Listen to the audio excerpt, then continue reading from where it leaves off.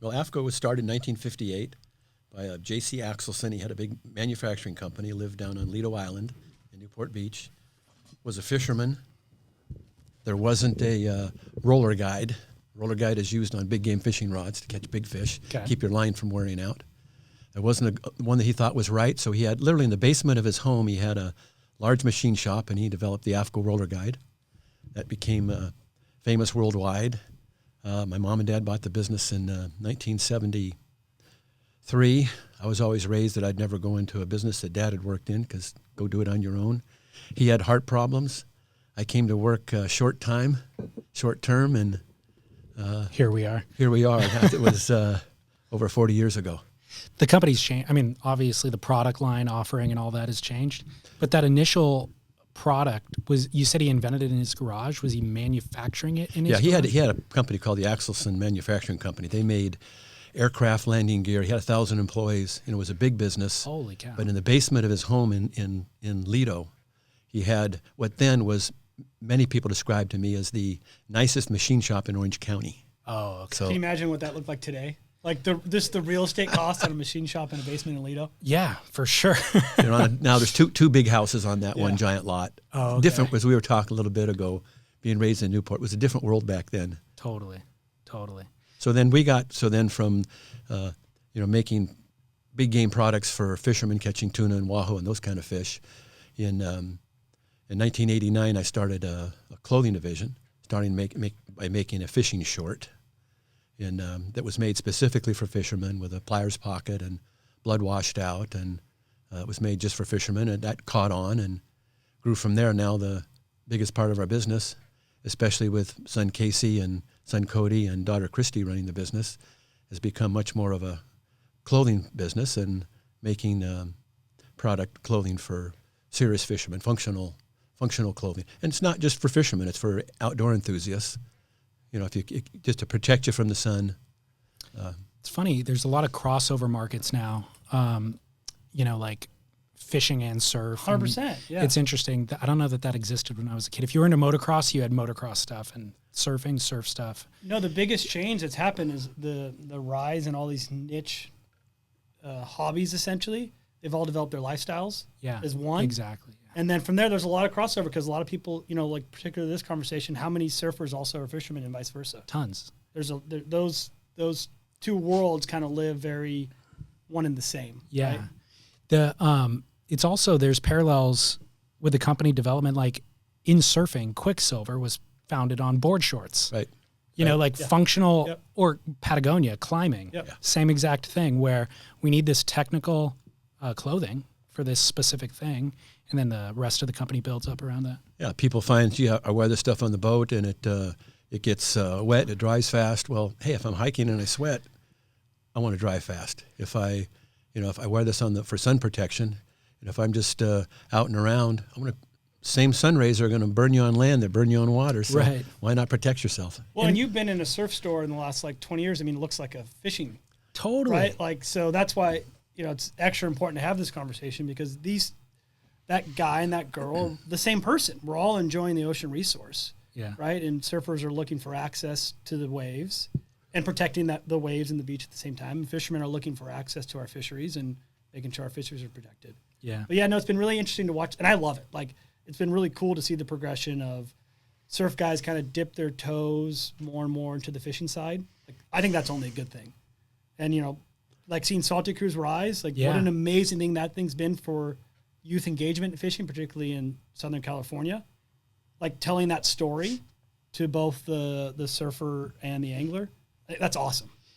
It's such a savvier business model too, or it's a broader market that they're appealing to. Yeah. And at the same time that they've experienced that rise, so many surf brands that were niche surf brands just catering to the core of surfing have not succeeded. So it's by kind of having multiple demographics that you're appealing to. Well, there's 50 million fishermen in the country. So maybe 60 million right now, but it could be as many as 60 million. Right. Last published 50 million fish. That's a lot of people. That's crazy. So those guys also walk into a lot of surf shops. Right. If they see something they can relate to, then and the smart surf retailers have picked up on the fishing thing, and there's a lot of product now that features, pelagic game fish. Yeah. fish on them, and it functionally can be used fishing as well. Right.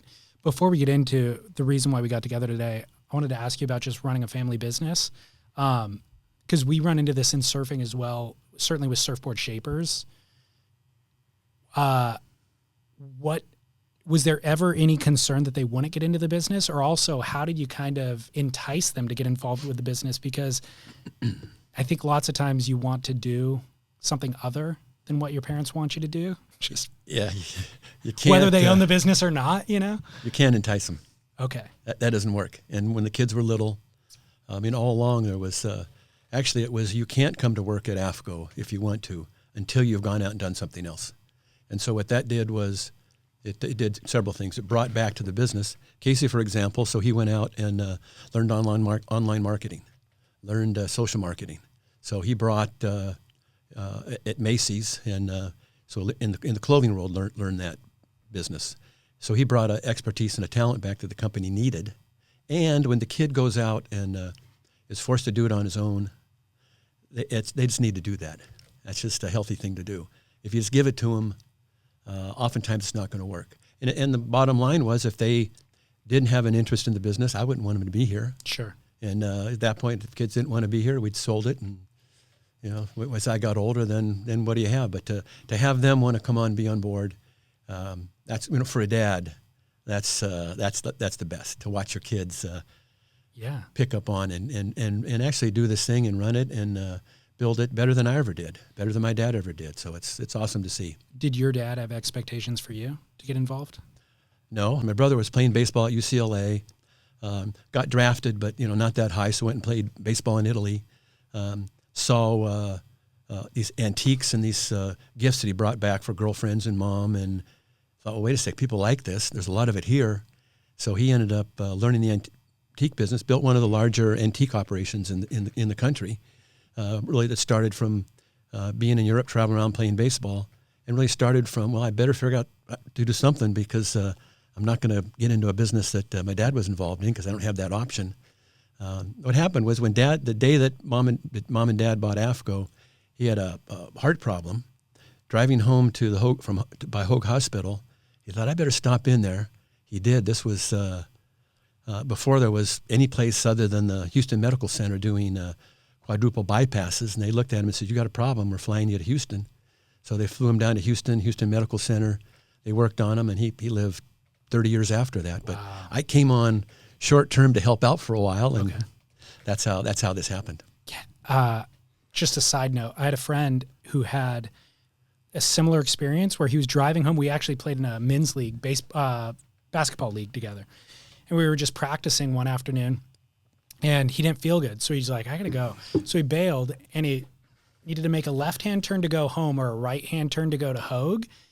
And he just thought, I don't feel great. Yeah, same. I'm going to make the right-hand turn and go to Hoag. He got to Hoag. They put him on the table, and they go, if you would have made that left-hand turn, you would not have survived the night. It was like the widowmaker, what they call the widowmaker heart attack, where there was a clot traveling through the artery that they witnessed and saw and were able to, protect against or whatever.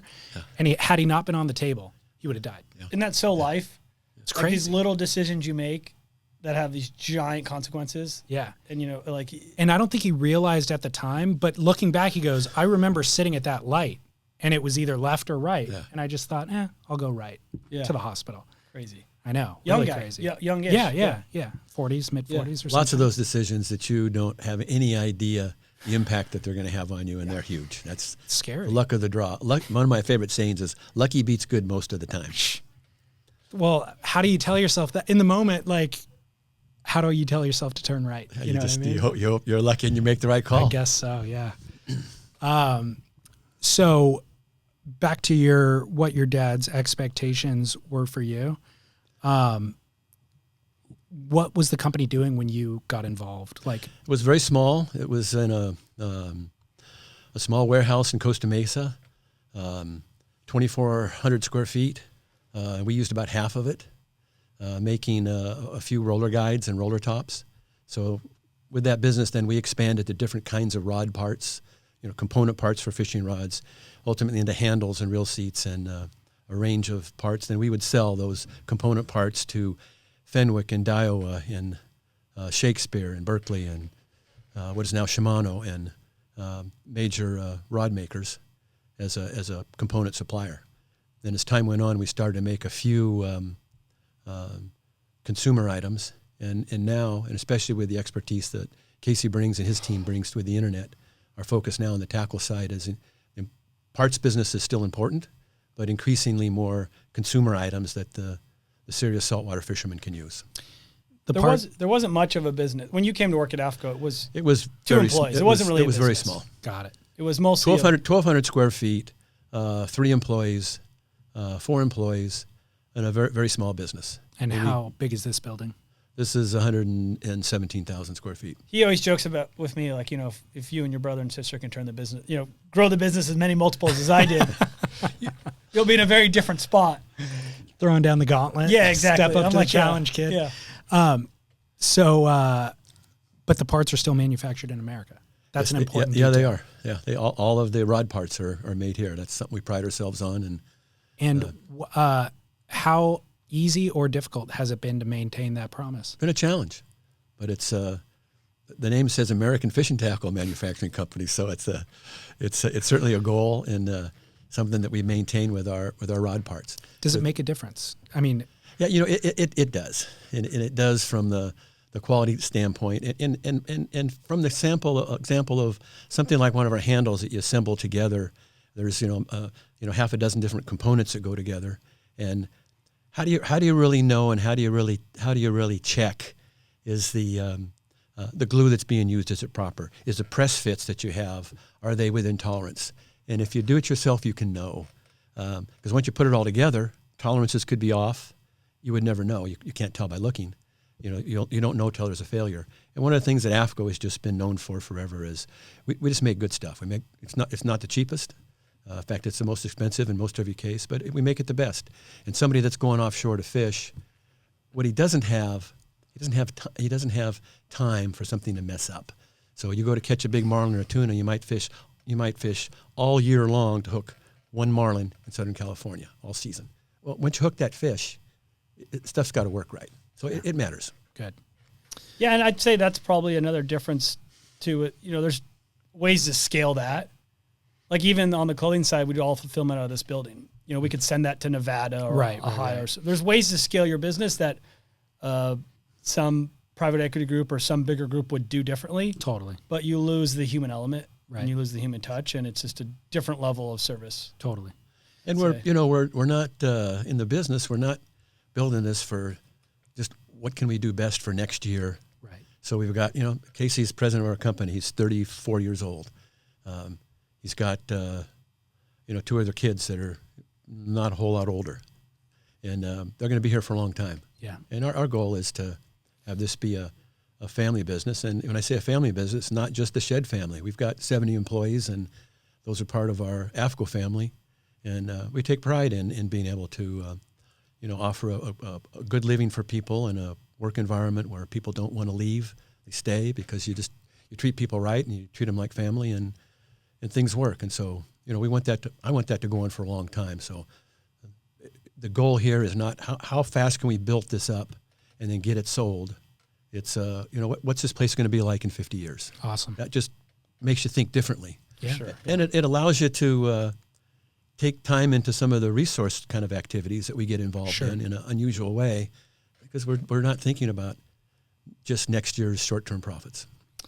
I'm honored to be here, and I appreciate you guys, first of all, showing me around and kind of letting me know the backstory and be willing to have this conversation with me. How did you find the podcast, and where do we begin that conversation? Yeah, I've been a listener to some of your podcasts, but actually our rep, a guy named Stack Bell in North Carolina, he shapes boards for fun and likes to surf, and close buddy of mine, and he actually sent us the Wild Coast podcast with Zach, which I think Dad and I both listened to it. We thought he did an excellent job. Thought he really laid out the environmentalist perspective really well, and I think he told the backstory of 30 by 30, maybe some of the past issues really well. But that's one perspective, right? Like I think that perspective was definitely covered, but he's not going to be able to tell the perspective of the fishing community. And it's a very different perspective than the perspective that some in the environmentalist community would portray. And so I think after listening to that, talking through some others that were kind of involved in this conversation on the surf side of things, we thought, it made sense to reach out and talk about maybe offering the fishing's perspective of conservation. Yeah. And there's a real story there. And I think in many ways, the original stewards of our oceans were anglers. Before anyone else was aware about it or involved in this, it was, you just have a different level of understanding for a resource when you're on it every day. Right. When it produces your livelihood, when you're interacting with it in a personal way. And so, we've been doing many of these, call it resource management tactics and tools and concerns for decades. And what's happened more recently is that narrative is kind of being told from a different story. Maybe it's being told from not the primary users of that resource, who have come in with a lot of money and a lot of influence and said, well, here's the way to do it. And I think the 13, 15 million saltwater anglers, the 50 million anglers, the divers, spearfishing, we've kind of stood up and said, well, hold on, let's talk about what a different perspective to managing our resources is. That doesn't just mean shut it all down, right? Because it'd be super easy just to shut down 100% of the ocean and say, let's just look at it. But that's not a practical solution. Well, and it's not even effective. Can you guys explain a little bit of your background as it relates to resource management? Yeah, and I'll kick that one to Dad because he's got the 40 years of experience there. Let me first answer your question about what I think about the podcast. And hey, Zach, man, if you're listening, you did an awesome job. You really did. And a thing that so encouraged me was he laid out so many things that the other side are concerned about, that they're working on, that they're focused on, and that's what we want. He talked about restoring seabeds. Mm-hmm. He talked about the problems with water quality from the Tijuana River. Yep. He talked about mangroves. Yep. And that's the kind of things that we in the saltwater fishing community, are working on a daily basis. And so it's like, why are we not figuring out ways to work with these guys, our brothers and our sisters in the surf fishing world? I mean, in the surfing world, with folks in the fishing world. I mean, it was really encouraging, frankly, to hear that. Much of what he had to say. We don't agree with all of it because there's a different perspective. Yeah. If you look at an ocean issue from the perspective of, as Case was saying, for somebody that's on the water and using it, you're going to have a different perspective of somebody is just as concerned about it, cares just as much about it, but might have learned about it from a book or from what somebody told them. We're not here on behalf of AFTCO. We're a very small piece of this bigger puzzle, right? Like, obviously, AFTCO is super important to us. We want that business to grow. It's what we know and care about. But our real reason for having this conversation was on behalf of recreational fishing community. Sure. And that's been something that you've dedicated much of your life to, been involved in really intimately. And so maybe just to... So I've spent more than 400 hours a year for the last 40 years on marine resource issues, on marine management issues. And that really comes from my father. Dad told me when I was a kid, I remember it, I heard him say, he said it to me many times. He says, your mom and I have the responsibility to do good things for the ocean. And he said, in your lifetime, you're going to benefit from that. So you've got the responsibility to do good things for the ocean. So you go figure out what that's going to be, and then just go do that. So I now become involved in a fishing tackle business in AFTCO, and there's lots of resource issues. There's lots of ways that I get involved as an individual, and we as a company can get involved with trying to do the right thing for not just the fishing community, but for the resource. So there's that's taken me to a number of different spots. For the ASA is the American Sport Fishing Association. It's sort of the PGA of golf. It sets the industry standards. And I was chairman. I was on its board of directors for a number of years and chairman of its government affairs committee for 25 years. Actually, I misspoke because the IGFA is actually the PGA of golf. Oh, okay. That's the International Game Fish Association. I'm on their board of directors. I'm chairman of their Fisheries and Conservation Committee. Gotcha. I'm chairman of the Coastal Conservation Association of California. I'm chairman of the Hub SeaWorld Research Institute, which is one of the major marine research centers in the country. So the bottom line is there's just putting time into resource issues is given me the opportunity to be a lot of different seats to look at a lot of different marine resource issues, and all the way from access issues to gear type issues to how do you protect the environment from gear types like gill nets, bottom trawls, long lines. Spent many thousands of hours on those kinds of issues. So the gill net issue is the local white sea bass issue here in Southern California. White sea bass is the prized inshore game fish. You go back to the 1960s, the sport boats caught 60,000 a year. You get up into the late 70s, and that catch of 60,000 went to a couple thousand. I mean, that big of a drop. Wow. Primarily because of the overuse of inshore gill nets. So we and others in the sport fishing community got very involved with a proposition that eliminated the use of nearshore gill nets, and that the resources come back. But to help that resource come back faster and further, my dad started a program in the late 1970s, the mid-1970s, which is a white sea bass hatchery program. So the goal was, let's help Mother Nature bring these fish back even faster than just the replenishment from the loss of the gill nets. So fish are raised in captivity and then released out into the ocean. I mean, it's amazing. You have white sea bass that are released at this size with a tag in it, and they end up off of Catalina Island, off of the Channel Islands. How does that little sea bass raised in a hatchery know how to get to Catalina Island? If he misses by a degree or two, he's in the middle of nowhere with no food source and no habitat that he needs at the islands. So it's an amazing program, and Mother Nature is pretty exciting. The two neatest things about that are that's funded from the saltwater enhancement stamp, right? So it's all paid for, but 98% of it is paid by recreational fishermen. The balance is paid by commercial fishermen from licenses. We went to here's a great story about commercial fishermen that about recreational fishermen that some on the other side would say, you don't really care about the resource. We went to the state of California that already had the second highest fishing license in the country. So we went to our legislature, we put our hand in the air, and we said, we want you to charge us more. We want you to charge us an additional, what's now a $5 stamp that we put on our license so that we have money to run this hatchery, so that we can help Mother Nature we can figure out how to help Mother Nature to bring these fish back. I mean, that's not done in this state or any state. Not many groups go to their state and say, please charge me more because I want to help the resource. Right. And the basic frustration that we have as fishermen is it isn't just the over $1 billion a year that we contribute literally every year as fishermen on license fees, fishing license fees, taxes. There's this fishing tackle that we sell here. 10% of the sale goes back to the Department of Interior that then gets distributed out to all the states to help with their resource issues. Hunting has similar taxes as well. So it's not just the taxes that we pay. It's the time, effort, energy, and leadership in many different ways.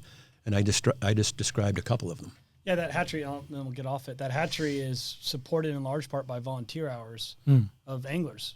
So funded by and run That's by. right. Yeah, I mean, there's guys in this building that go down. 27 grow-out facilities.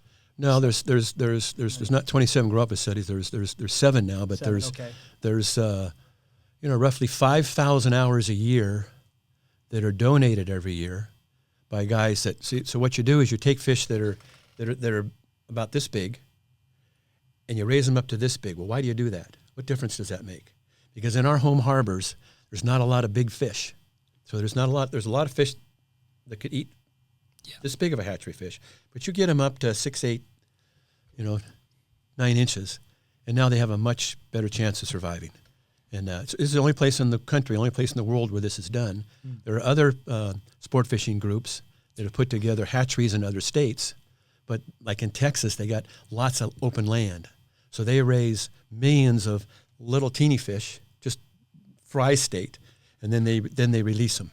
Here we don't have the land, Right. so what they do is a fishing club will picture a boat dock, okay, and instead of putting a boat in there, you hang a net in it, and then you put the sea bass in that net, and the volunteers raise them. Scientists come down and check their health, and there's a whole very serious process to make sure the fish are healthy and it's all right. And then so why does a guy do that? Why does a fisherman take all that time? Because he wants to do something for the ocean, and there's not a whole lot he can do hands-on direct. So you end up with 5,000 hours a year, literally. Mm. So it's an example of a way to keep the resource and the ecosystem healthy while still being able to recreationally fish. Yeah, and harvest that resource, Yeah, right? exactly. I mean, because at the end of the day, a lot of this is about going back to that resource to harvest fish to feed your family and to provide for friends and others around you. And Right. But and that happens in that's a California example. There's those kind of examples led by folks like the CCA and others who are doing restoring oyster beds in the Carolinas, planting seagrass down in the Gulf. I mean, there's all kinds of examples specific to different fisheries across the country. But all motivated for the same reason, by the same group of people. Right. So explain to me from your perspective the 30 for 30 initiative, and then we'll discuss your concerns with it, its shortcomings, and potential solutions. Sure, do you want me to take that case? Yeah, you're better. Okay, so the 30 by 30 is a worldwide effort to protect 30% of all freshwater, all saltwater, and all land by the year 2030. Sounds awesome. Sounds That's awesome. right. It's a great sales pitch. Well, I'll sign. Let's do this. 100%. You know, it's more than just a sales pitch, because frankly, it's needed. Right. And it's needed. And there's lots of reasons it's needed, but one that people don't talk a lot about is just, frankly, the world population explosion. It took until 1850 to get the first billion people on this earth. Now we have about 8 billion people. So all of us are aware of the natural world around us is being impacted. And so those of us that are out there using it, the people that are fishing, people that are hunting, they're more aware of the impact that we're having because we're out there on it and in it and trying to figure it out and understand it. So there is absolute need for mankind to protect Mother Nature, to protect biodiversity. The question gets to be, how do you go about doing that in the most rational way? Now, part of this is a worldwide program. It's extremely well funded. There's one individual that has contributed, or I don't know if he's written the checks yet, but he's pledged over $1 billion. There's many environmental entities that are focused on helping to fund this effort, and you really have got two sides of thought coming from two different perspectives. If you come from the side of thought of the perspective of man is the total problem and not part of the solution, then you want to just keep mankind. You want to keep them off of the water, out of the woods, and totally leave Mother Nature alone. You take it to its extreme in the surf world, and there would be people that would believe this. There's not a lot of them, but it would be much better to just not have any surfers on waves, because I want to just see the seagull and the wave and the sunset without the impact of man. That's one perspective. Yeah, and stay off the beach because there's microorganisms there and there's bird life. And seabirds but that's a perspective, but it's much of it not practical because people still got to live, and they still got to be who they are. You know, the reality is, I think that the folks that take that perspective, what they don't understand is that if I can't get on the water and fish, or if you can't get on the water and surf, you're not the same person. It's part of who you are. If you can't, because fishing for us, it isn't just a matter of catching a fish. It's all the personal family involvement with teaching your kid to fish. It's with your buddies. Surfing, on the wave, getting barreled, that's awesome. But if you just did it by yourself and no one was there with you, it's a different experience. So it's a social thing as well. I might sign up for a little bit of just like, I can sign myself up for solo lives. But to your point, I mean, the earth is meant to be used. I mean, humans couldn't have existed without doing these things from the beginning. What are we gonna do? Yeah. It's meant to be used. So the there's that side of the coin that says the best way to protect it is just to keep people off. Right. That's a protectionist perspective, which is different than our side of it is a conservation perspective. We think that you need to conserve and look after and make sure that the resource is healthy, but healthy for a reason, so that people can use it now, and that it stays healthy enough so that people can use it in the future. And so when you look at it through that different prism, you come up with totally different conclusions. You'll have one side that will say, to the MPA thing, will say that marine protected areas is the absolute cure-all. You cannot protect the earth without protected areas where there's no people. And you'll have, and in the ocean, you've got to have no fishing protected areas. The other side would say, well, if there is a reason, if there's a problem caused by fishing, you ought to eliminate it. You ought to not, if you can't solve it, it makes sense. You ought to eliminate it, but only if there is a scientific reason to do so, not just because. So the perspective that we have is that you should be managing the ocean based on science and not just symbolism.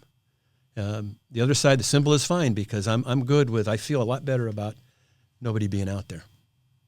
Yeah, and where the rubber meets the road in a lot of this is specific to they're called MPAs, marine protected areas, and the definition of them, right? Because there's a whole gamut of MPAs, and there's types of MPAs that the recreational fishing community, frankly, have endorsed and have promoted, because they eliminate destructive gear types, right? They would eliminate, for example, bottom trawlers or gill nets or things that could be destructive, but still allow for hook and line fishing, for example, and still align for reasonable use of that resource. And that is how, for example, the largest MPA that was referenced, the one off Hawaii, that was signed by initially put in place by Bush, by Junior George W. Bush, and later made larger by President Obama. Well, those aren't no fishing zones. What has happened in California is a very different looking MPA than what the recreational fishing community would hold up as an MPA that we could get behind.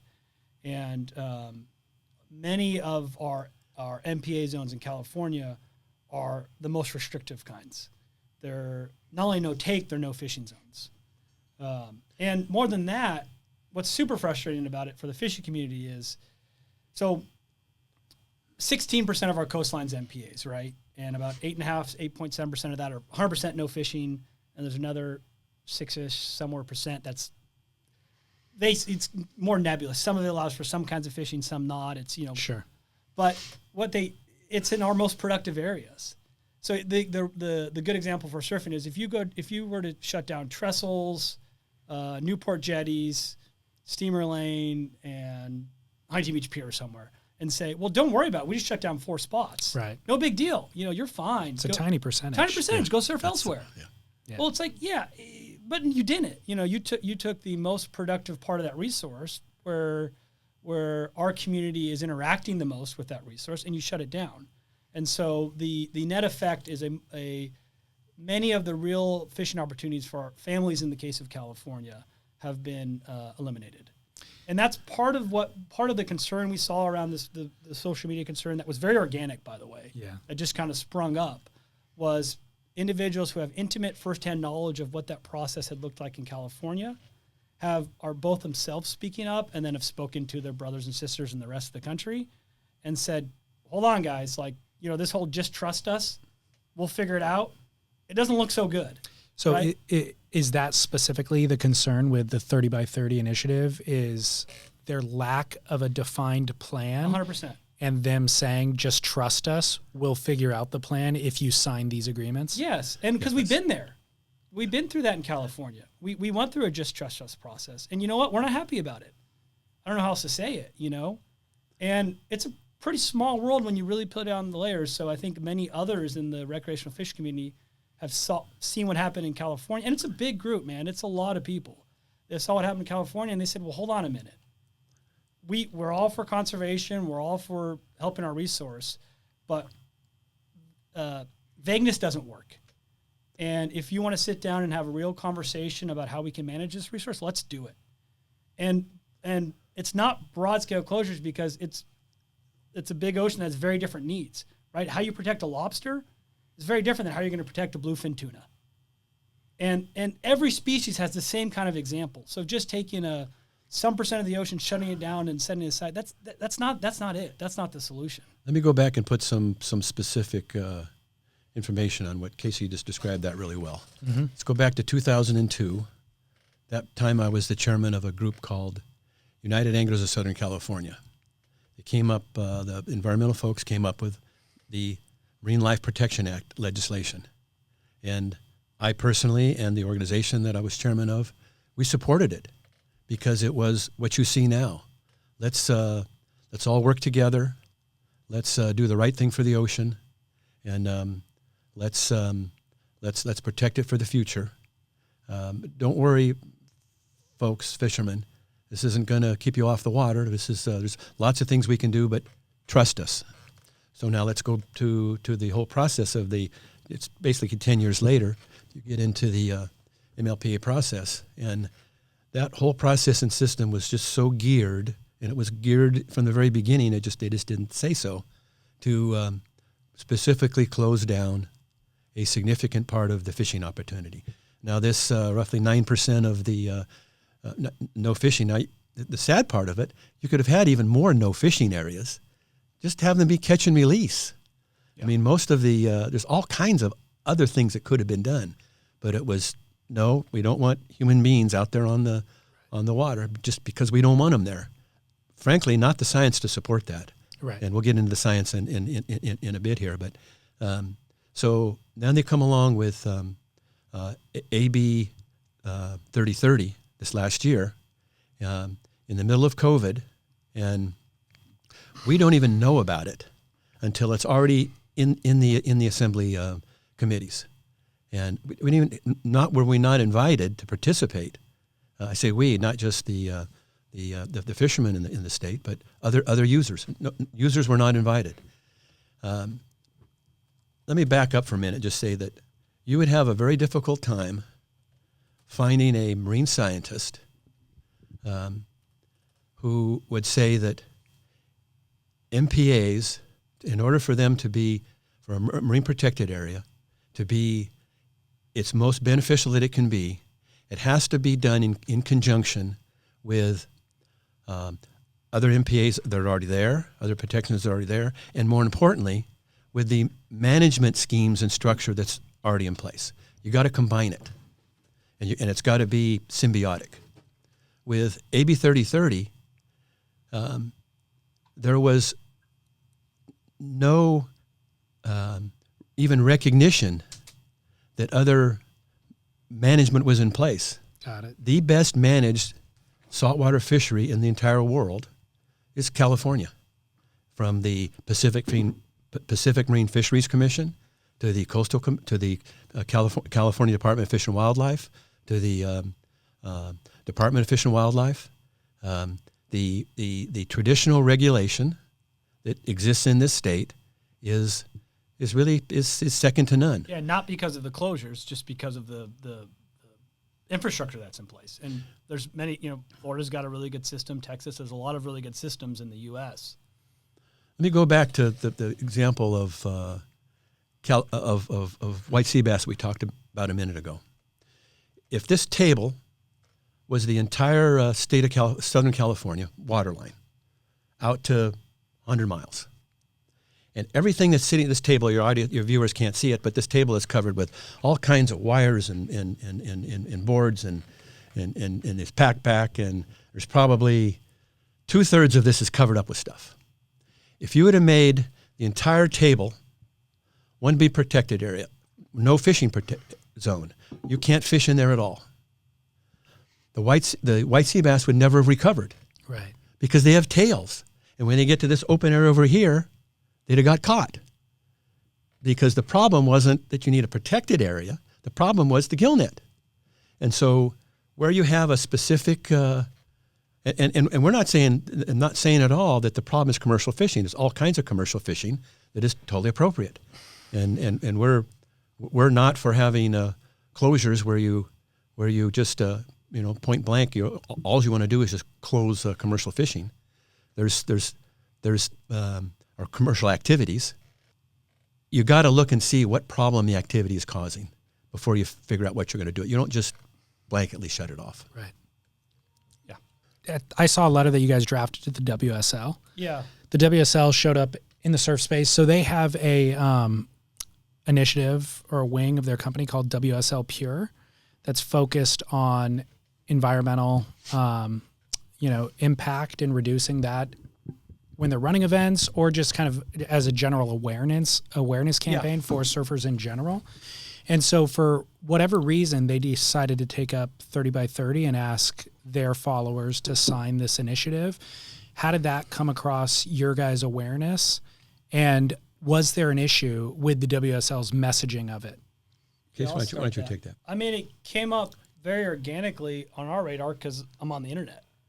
And right? you follow surfing. Yeah, I just saw like a lot of concerned anglers, confused, right? Because they were very aware of what this process had looked like in the past and how we've been cut out of the process.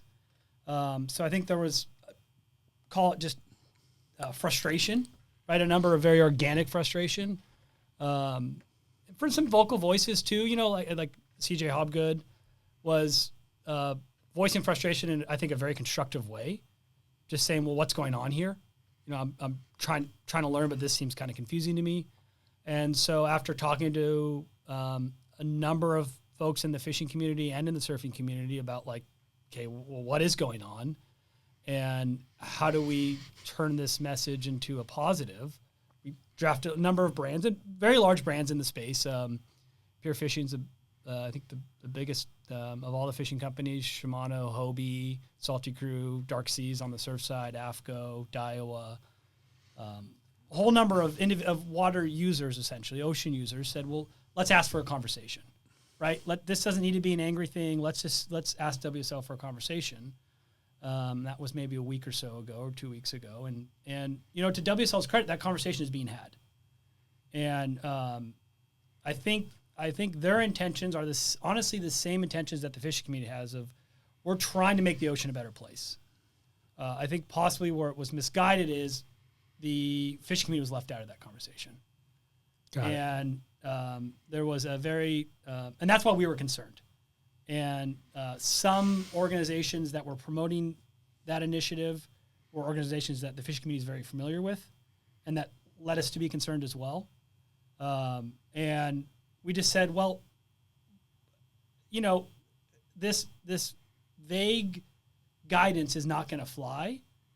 We would love to work with you on some positive initiatives to benefit our ocean, but let's actually work out some details about what we're talking about here. Yeah. And so I think that what I'm really hopeful and thankful in this conversation is that, or in this whole topic, is that conversation I think is being had now, and there's no reason that the surfing community, fishing community shouldn't be aligned. Sure. I think in the past we maybe haven't been I think there's other interests that have kind of gotten in the middle of it, frankly, moneyed interests that have kind of come in and tried to set some of the narratives, but it shouldn't be that way, man. Like, there's no reason that the average surfer and the average angler shouldn't have the same goals, right? In the most cases, and be able to kind of put together a plan for how we can conserve our resources. In your conversations with the WSL, did the goals align, and did they understand the backlash that they had received and why they received it? Yeah, I want to say that I was just really encouraged by what we heard from the WSL, and it was that we're trying to understand. We know there's a huge amount of backlash, and we're trying to figure it out. And we're having a better understanding. This is a more complicated thing than what is presented generally. It was presented to them. In their defense, there's folks that have gotten really polished at presenting the let's go save the world, come help us do it. 30 by 30 is the answer. And I think, to their credit, we had a very long conversation, and they were anxious to hear the other side. And I think they were not only interested and anxious to hear it, they seemed to be receptive. They feel, my sense is they really want to know. Yeah, I thought it was 100% sincere, honestly. We're encouraged, and the goal of the letter that was put together is, the bottom line is, if you look at take the extremes of either side out that's been online about this, the 30 by 30 effort with the petition, most of the comments had to do with, come on guys, come on people in the fishing world, come on leadership in the surf world, get together. We're all brothers and sisters. Let's figure it out, and let's do the best for the ocean. Why are we fighting? And that's what we're in the process of doing, is what we need to do to work together. CJ said a really good thing to me when he said, if surfers and anglers can't figure it out, right, how the heck are we going to figure this out globally? Yeah. Like if these two communities can't figure out some positive guidance.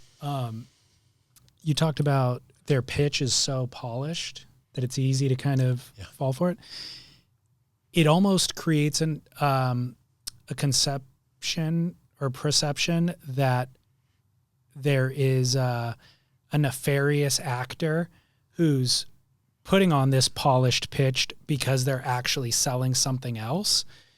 What are your thoughts on that? Because it is odd to not have a plan in place. For somebody to say, hey, we're only 9 years away and we need to do all of this work, we have no plan, but please sign this contract. And they're really slick about it. That sounds suspicious. Because it is suspicious. Okay. It's really pretty. Who do we blame? It's that simple. Who's behind it? There's a plan in place. And who's behind the plan? And who's funding it? You said it's really well funded. Well, there's a gentleman from Sweden that's put up $1 billion. Right. There's what's his business? I don't know what his business was. Was enough to make more than $1 billion to give away. So it was very, very significant. The environmental community at large, until 20 years ago, was not really involved in ocean issues. There was plenty of issues on land to go focus on, to build membership on, to build finance base around, and they really stayed out of the ocean issues until fairly recently. I'd say the last 20 years, maybe it's the last 15. In that time period, they've very much garnered onto the mantra of we got to protect this world, and 30 by 30 is the answer, and marine protected areas need to be a part of that in the ocean. Let me just say that we're not against 30 by 30, and go back to AB 3030. I don't know anybody in the sport fishing world that opposed AB 30 by itself. What we all said was we're opposed to AB 3030 as written. Yeah. And so then we got into, here's some things that should be done to make this more appropriate, to make it more understandable, make it more identifiable. I don't know that you can go back to an individual that's behind this. The bottom line is that I think there's many people in this world, including myself at some level, that are a bit panicked about this 8 billion people on Earth and what's happening to Mother Earth. And so people are just grabbing at something that is tangible, that they can sell, that they can do, and I don't think it's bad people. I don't think there's even a bad motive. I think there's just well, go ahead. Go ahead. Yeah, I would say from my opinion, I don't think there's an underlying business perspective. I think there's an underlying preservation bent where and you can find the groups versus conservation where and they're very sly about it, but there's a number of very large, well-funded groups who would prefer to close access to the resources because that's what they believe is the best way to manage that resource. It's not be able to access. And the problem is they can't just come out and say that. Yeah, right. Because of the public pushback. Of course. Because you guys, whomever, organizations that you've named that you're involved with, or environmentalists, conservationists in general, have a certain amount of ground right now that they are protecting and that they've built for years and years and years. And so they're ultimately, the move is to get you to sign away that ground that you've been protecting, so that as at least from what we've seen, we've been in the middle. Not we, I'm a kid, but he's been in the middle of it. And the conversations that happen behind the scenes could not happen in public. Right. Right. Of course. And so so the motives are to get the conversation behind the scenes. And what we're kind of saying is, let's talk about it. What are we doing here? Yeah. We're users of the resource. Agreed. Include us. Let's talk about it. Let's hash this out. And we're not going to go along with just sign off onto something for you to hash some stuff out with some legislator somewhere. In the background. In the background. But so, you know what, though? That's still less offensive than, because there's a version of this where it could be sign away everything, and then they go do a deal with Chevron, and then they're drilling in the resource that nobody's allowed to fish in. Yeah. You know, and that happens around the world with other governments as well. And that's really ultimately what I thought was not being said through a lot of the conversation. But is that not a concern? I don't think that's happening here. I don't think that. No, I have no. And I've spent 20 years with a group called CARE, California Artificial Reef Enhancement Effort, which is to take the offshore oil wells and how they're decommissioned. And I'm glad you mentioned Chevron, because Chevron, frankly, has been a wonderful partner in trying to do the right thing for the resource. And we've worked with them closely to try to figure out how to do the right thing for the resource. I can't say that about all the oil companies, but Chevron particularly has been really upfront and above board. And there is I'd just say there is no way that the protected areas issue, the broader 30 by 30 issue, has to do with a nefarious. Let's figure out how to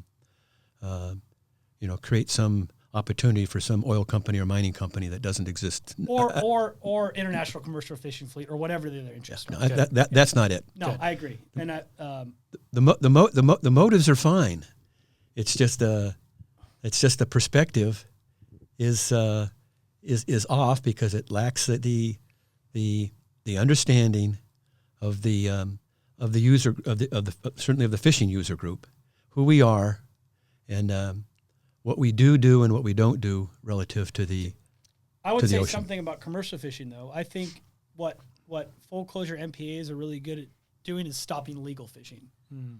And I think a lot of I know some commercial fishermen's concerned around it are, and again, we don't speak for them. We're not in that world, but a lot of our global oceans problems are from, frankly, foreign fleets and unregulated foreign fleets. Right. And so if I'm a commercial fisherman, I'm probably pretty concerned about, you're going to shut down all this ocean, and what authority are you going to have to go keep out foreign? If I keep my boat somewhere here domestically, like, you've got plenty of authority over me, but some international fleet, how are you going to go regulate them? In all reality. And like, part of the when you really look at managing the resource, a lot of it comes down to, do you have the tools in place to regulate the rules you're putting in place, right? And to enforce the rules you're putting in place. And so, yeah, I do think that if you were just to shut down parts of the ocean, you're not going to stop that. In most cases, that big foreign fleet from some other country. Right. Over what authority are you going to go out into some international waters, right, and shut them down? Right. And so I think that's a real concern. I don't think that there's somehow, in my opinion, some group behind that's pushing all this, but I think a commercial fisherman might raise that issue, and I think that's a valid issue to raise. But what is behind the scenes? Absolutely, for sure, unequivocally, there are folks that have the money, have the bent, have the interest to keep people from using the resource. Right. And that is at the heart, and that is the driver. And whatever you do, however you do it, whatever you say to make that happen, it's all fair game, because the ends justify the means. Right. And that's the challenge that we have in all this, because how do you deal with that? They're not going to come out and say it. But and that's why with AB 3030 we had an impossible time. we didn't succeed at getting them to be able to define what it is that you really want Right. to do. And what killed AB 3030 was our side of it just made it clear that there was so much that was missing in there that was not being described, that was of big concern. So it didn't pass out of And your side, out of committee. Your side for recreational fishing was the CCA of California, right? CCA is or who?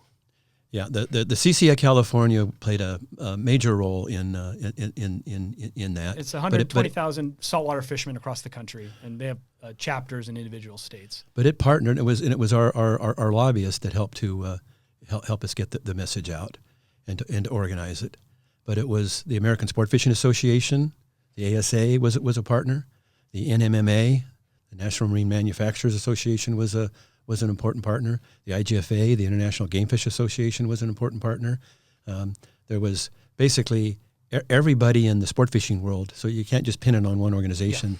We all worked together and worked with the hunting groups, have similar concerns, and there was other groups that were concerned. But the most vocal, the most at the center of all that was the saltwater fishing community. And it isn't, if you're going to talk about AB 3030, if you're going to talk about 3030, you really have to talk about two things. You talk about 30 by 30, and then separately talk about the protected areas issues. Because our real angst and concern has to do with the protection issues. As far as who's going to get closed out, and not so much who's going to get closed out, but why is somebody going to get closed out? And is there real science and reason to do so? Right. And it's what you've said repeatedly is that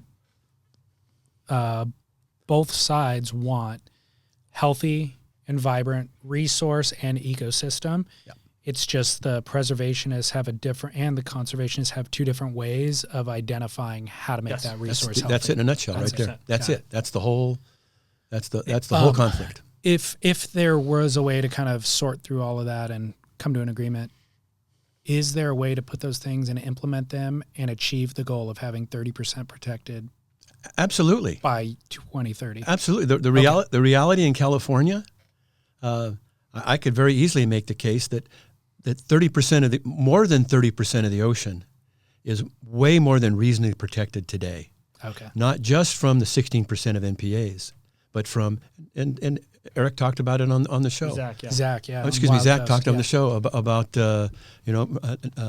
marine sanctuaries, marine monuments. What he didn't talk a lot about was the size limits, the season limits, the many other protections that are already in place on anglers. Yeah, but you could more than 30% is already protected. Okay. And so, if specific initiatives are pushing for global guidance around this, then that should be specified, right?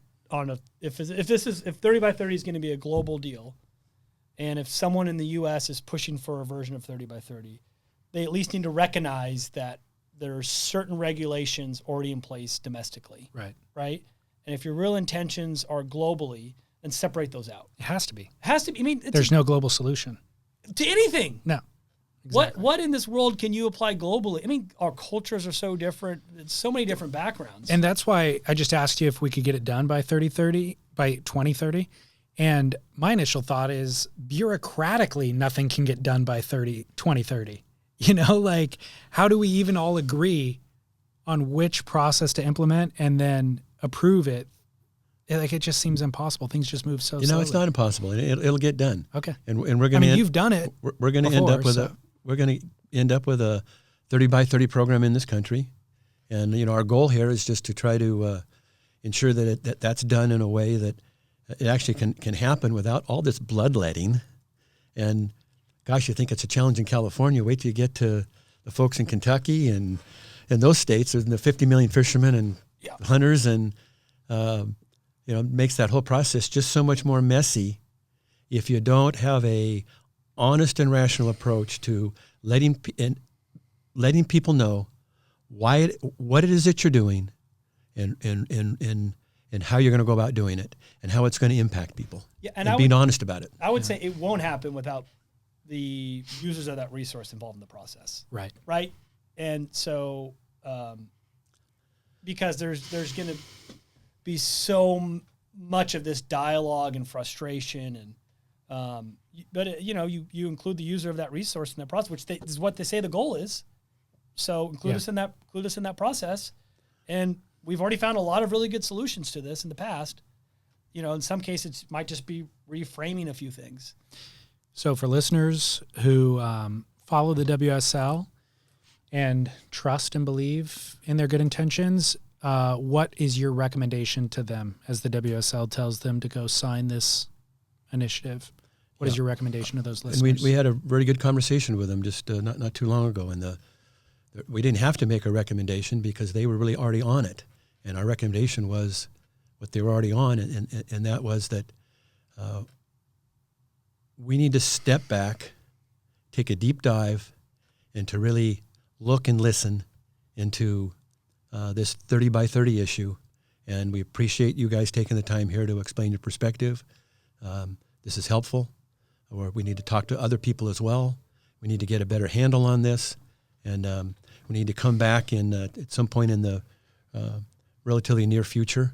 And we want to continue to lead on and talk about 30 by. They should. We encourage them to continue to talk about 30 by 30. They said, yeah, we need to. We want to. We will. We encourage them to take a look at. We're going to send them some information about some perspective from the sport fishing community and what kinds of things could be in place that would put us in a spot where we can work together with the WSL, and that's the goal that we've got, and that's what we're trying to accomplish. Yeah, and there's whether it's WSL, there's many others that are talking about versions of 30 by 30, and talking about it is very different than asking for signatures for something, right? And our guidance, we told this to WSL, we told this to the public. Our guidance was that if you consider yourself a user of the outdoor resource, that you don't sign that petition in its current form. Good. Right? So that that's no secret. And to Dad's point, we're very hopeful that this conversation leads to something. I don't know what it is, but something that the main users of this resource can get behind and champion. And so, but our guidance has, our opinion hasn't changed that the current version of that petition is not something that I would myself sign. But at the same time, you certainly needed to give credit to the fact that they're willing to engage the community and have a conversation about it. Right? And the main thing about, I think, the conversation was we just talked. We just kind of, both sides kind of look at each other and go, wow, we think a lot more alike. We have a lot more in common than what we might have guessed. And we do. And so how do we, the goal here, I think, is to take advantage of those common denominators, and they have an interest in doing so. And much more important, frankly, than this specific issue is, this is a conversation that's going to be going on in our country for a number of years. And there will be other versions of this conversation that come up. And, my recommendation would be, I'm not going to tell you to support it or not. Like, do what you're going to do. But if you're going to be a pro 30 by 30 person, look for versions that include the user of that resource, right? And that's the only guidance we're ever going to offer. We're not going to but if you want to promote it, that's your personal decision. Great, go ahead and do that. But I would be very leery of something that doesn't include user groups, because it's someone else offering guidance for something that they're not personally using. And those user groups are there's something called huntfish3030.com that has 42 conservation groups from the fishing and hunting world that have their version of what a 30 by 30 would look like. And that's a good list of kind of organizations to look for that would offer that kind of guidance. But yeah, I think that's the main takeaway would be, make your own decision. If you want to, if you're upset about 30 by 30 generally, there's other avenues to voice that concern, Mm-hmm. But if you're wanting to endorse a version of 30 by 30, then I would say look for organizations that actually use that resource behind it. I like it. And I think the other good thing that's come from all of this is it was so gray and confusing, which could put a lot of people off, but it actually made a lot more people activated. and it required, myself included, to actually figure out what people are talking about. And so that's valuable. It's super valuable. Yeah. And so I think the good can come from the confusion. Yep. You know? We agree. So I think it's a good thing. We agree. I thank you guys. You guys have actually illuminated a lot for me that I didn't even understand coming into this. And it, one thing that I feel good about too is that I thought there were enemies in this conversation, and that doesn't seem to be what it is. It's just people want the exact same thing, and like with all things, we have different ways of going about getting it. So let's kind of get on the same page. That's well said. And I think that is somewhat restorative. It restores my faith in humanity a little bit. I thought there was a big, bad, nefarious bad guy out there trying to pull the smoke over our eyes and pull a fast one. No. Okay, good. No. Not that we know of. Right, exactly. The big they haven't bad showed guy, themselves yeah, the yet. big bag, the magician behind the curtain might exist out there in some other form, but yeah. I don't think in this. He ain't there. Yeah. Good. He Well, ain't thank you. And if I could say something here in closing, after more than 40 years of working on resource issues and seeing in different ways, seeing opposite sides just kind of shout at each other, I really appreciate what you've done with both this program and the previous one, where you've given each side an opportunity to express themselves. Thank you. And that's what's been missing in the past. Yeah. That's what's needed in the future to make this work. And I can just tell you, as the old guy in the room with this, it's really refreshing to me, in the conversations that we've had with folks in the surf world, that we're so much more alike in our needs and our interests and our wants when it comes to the ocean than what you see in the shouting match. And that's really encouraging to me. And thank you for helping to make that happen. You're welcome. Yeah. Glad to.